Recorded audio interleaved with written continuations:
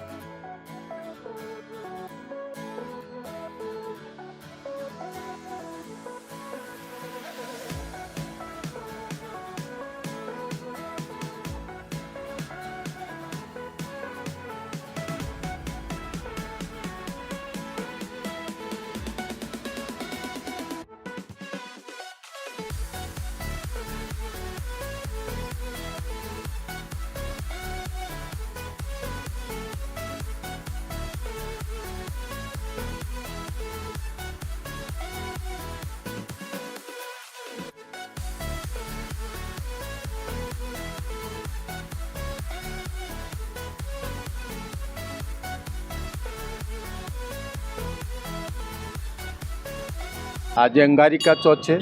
વર્ષની એક જ આ ચોથ છે અને ગણપતિ બાપા એ સર્વ જાહેર જનતાના દુઃખો દૂર કરનાર છે, વિઘ્નો આપત્તિઓ અનિષ્ટો દૂર કરનારા આ એક જ અને વર્ષમાં એક જ વખત ચોથ આવતી હોય છે અને સર્વપ્રથમ આ વર્ષે છેલ્લા 25 વર્ષમાં એક વખત જોવા મળી છે આપણને, બરાબર।